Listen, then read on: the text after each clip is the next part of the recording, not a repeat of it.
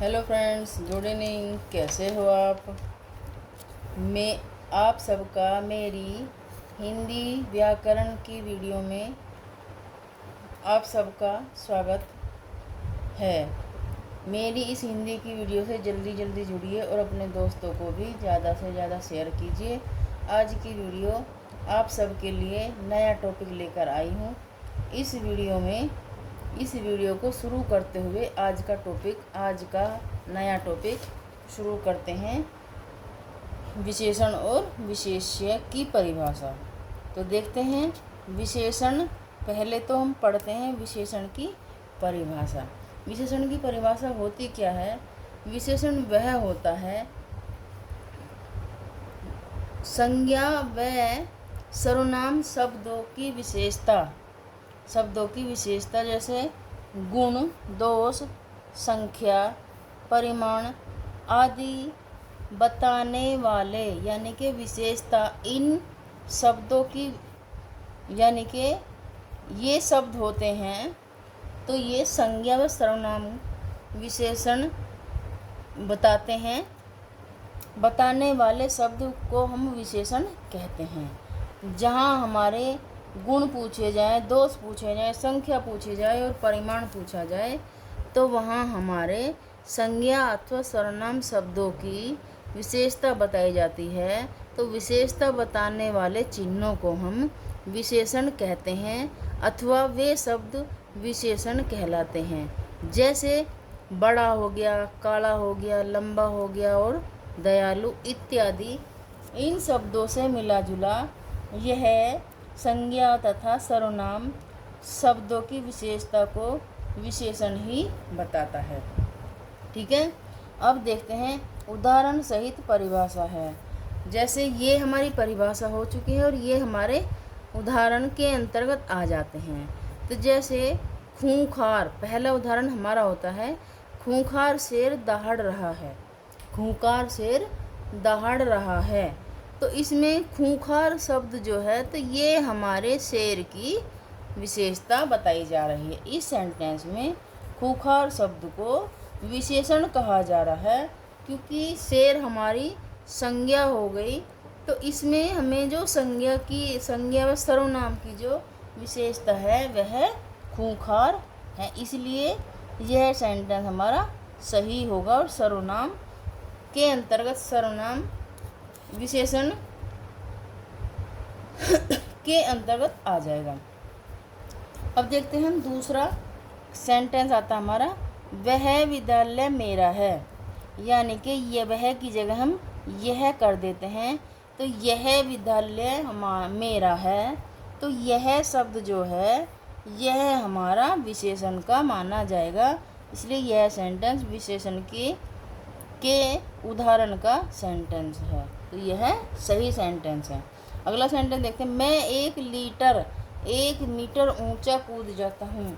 तो यह जो 1 मीटर है, मैंने जो अपनी विशेषता बताई है कि मैं 1 मीटर ऊंचा कूद जाता हूँ, तो यह मेरी विशेषता हो गई है कि मैं 1 मीटर ऊंचा कूदता हूँ।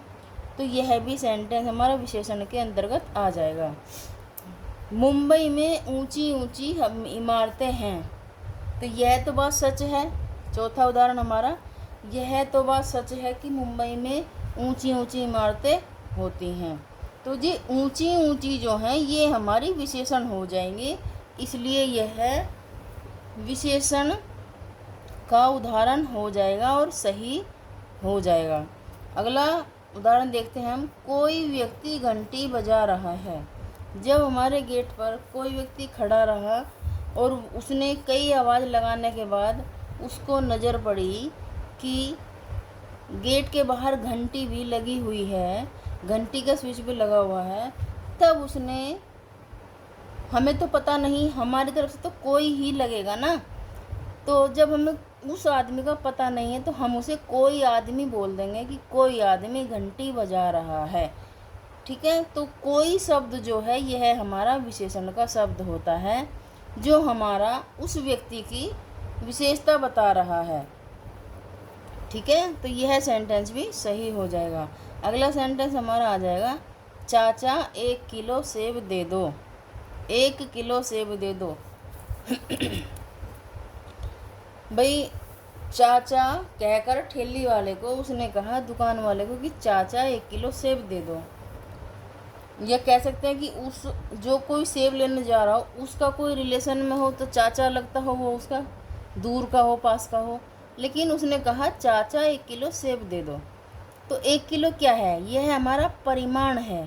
ठीक है, यह हमारा परिमाण है जो तोला जा सकता है, वह परिमाण सूचक शब्द में आ जाएगा। तो यह सेंटेंस भी हमारा सेब की क्वांटिटी बता रहा है। ठीक है, तो यह भी हमारा विशेषण शब्द का उदाहरण हो जाएगा।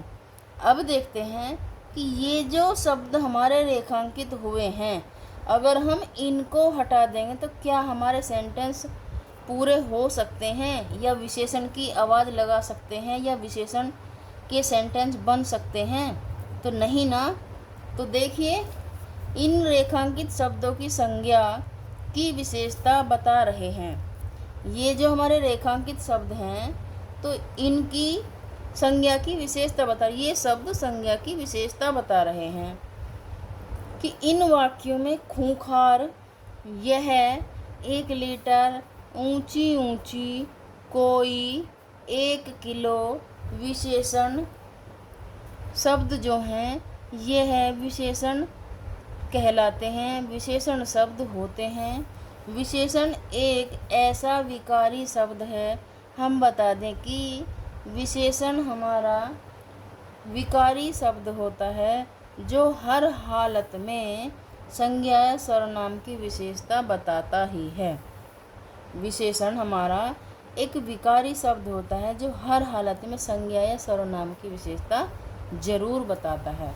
आगे चलते हैं, इससे आगे चलते हैं। देखिए, अब हमने इधर आगे संज्ञा पीछे भी पढ़ाई है, पीछे वाले चैप्टर में भी पढ़ाई है, इसमें भी हम आपको संज्ञा की परिभाषा से अवगत कराएंगे। ठीक है, संज्ञा देखते हैं कितने भागों में बटी हुई है और किस किस नाम से यह जानी जाती है और किसको हम संज्ञा कहते हैं। तो संज्ञा की परिभाषा आपको पहले बताएंगे। संज्ञा किसी व्यक्ति, प्राणी, वस्तु या भाव आदि के नाम का बोध कराते हैं। वह शब्द,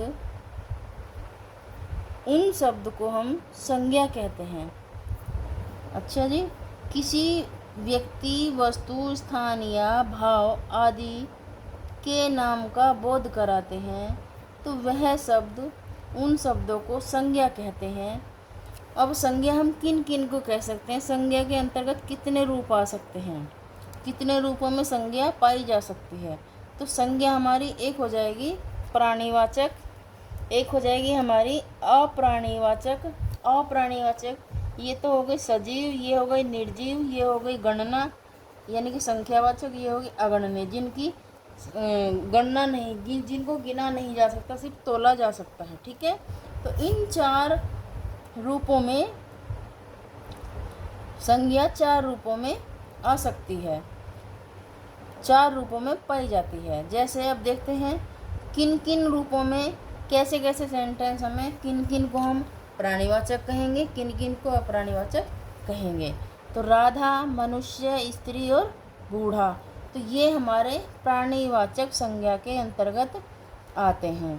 ठीक है, अब हमारा देखते हैं कार, सागर, पर्वत, कुर्सी, तो ये हमारे अप्राणीवाचक संज्ञा के उदाहरण हो जाएंगे। के शब्द, कार शब्द, सागर शब्द, पर्वत शब्द, कुर्सी शब्द, ये हमारे अप्राणीवाचक संज्ञा के अंतर्गत आ जाएंगे। तीसरा पॉइंट हमारा आता है पेंसिल हो गई, किताब हो गई, जानवर हो गए और बच्चे हो गए। जानवर के बच्चे हो गए, बच्चे नहीं, ऐसा कुछ नहीं है। पेंसिल भी संख्या के माध्यम से गिनी जाएंगी, किताब भी, जानवर भी और बच्चे भी। तो ये हमारे गणनीय संज्ञा के अंतर्गत आ जाते हैं, गणनीय संज्ञा के अंतर्गत आते हैं। अब देखते हैं दूध, पानी, हवा, भीड़, ये है अगणनीय, जिनको गिना नहीं जा सकता, गिना नहीं जा सकता। तो ये हमारे अगणनीय संज्ञा हो जाएगी।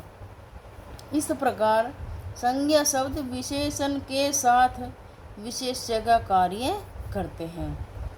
इन शब्दों को मिलाकर संज्ञा शब्द विशेषण के साथ विशेष्य का कार्य करते हैं। अब देखते हैं कि भाववाचक संज्ञा कौन सी होती है। भाववाचक संज्ञा कौन सी होती है? भाववाचक संज्ञा कौन सी होती है? तो यह हमारी भाववाचक संज्ञा कौन सी होती है? भाववाचक संज्ञा हमारी इस तरह हो जाएगी। भाववाचक संज्ञा हमारी इस तरह हो जाएगी कि मधुरता की हमें विशेषण बताना है। मधुरता शब्द का हमें विशेषण बताना है, तो मधुरता शब्द का विशेषण हमारा मधुर हो जाएगा। मधुर हो जाएगा। गरीबी का विशेषण हमारा गरीब हो जाएगा। कालिमा शब्द का हमारा काला रंग हो जाएगा। कालिमा काले रंग को कहते हैं। दक्षता हमारी दक्ष हो जाएगी। सरलता हमारी सरल स्वभाव में विशेषण बताएगी। सभ्यता शब्द हमारा भाववाचक शब्द है, लेकिन इसका विशेषण बताने के लिए हमें सभ्य में आना पड़ेगा, अपने नियम सभ्य में आना पड़ेगा। अब देखते हैं हम सर्वनाम। इसी के साथ साथ हम सर्वनाम शब्द का अर्थ भी आपको बताते चलेंगे। तो सर्वनाम शब्द का अर्थ होता है सबके लिए, जो सबका सम्मान करता हो। सबके लिए नाम या सबका नाम, नाम या सबका नाम व्याकरण में संज्ञा के स्थान पर प्रयुक्त होने वाले शब्द सर्वनाम कहलाते हैं। होने वाले शब्द, प्रयुक्त होने वाले शब्द सर्वनाम कहलाते हैं। जैसे देखिए, स्त्री और पुरुष, लड़का या लड़की, बड़ा या छोटा, सबके लिए, यह वह, तुम तुम्हारा, उसका उसके, आप मैं हम आदि का प्रयोग समान रूप से किया जाता है। यानी कि सब के लिए, कोई ये नहीं देखा जाता कौन छोटा कौन बड़ा, उसके लिए इसके लिए, सब के लिए समान रूप का प्रयोग किया जाता है। अर्थात सर्वनाम संज्ञाओं की पुनरावृत्ति को रोककर वाक्यों को सौंदर्यपूर्वक बनाता है। कहने का मतलब ये है कि सर्वनाम संज्ञाओं की पुनरावृत्ति को रोककर यह विशेषण सौंदर्य शब्द वाक्यों को सौंदर्यपूर्वक बनाता है। सर्वनाम संज्ञाओं की पुनरावृत्ति को रोककर वाक्यों को विशेषण सौंदर्यपूर्वक बनाता है। ठीक है। अब देखते हैं सर्वनाम के मुख्य प्रमुख शब्दों की पहचान कैसे होती है, या फिर कौन कौन से रूप में यह सर्वनाम हमें देखने के लिए मिलती है, कौन कौन से शब्द उनके होते हैं जिनको हम सर्वनाम कहते हैं। तो यह है, पहली बात तो हम बता दें कि इनकी संख्या 11 होती है। सर्वनाम के शब्दों की संख्या 11 होती है। तो वो कुछ इस प्रकार से हैं, जैसे मैं, तू, आप, यह, वह, जो, सो, कौन, क्या, कोई, और कुछ आदि। इन शब्दों को हम सर्वनाम के नाम से जानते हैं। सर्वनाम के नाम से जानते हैं।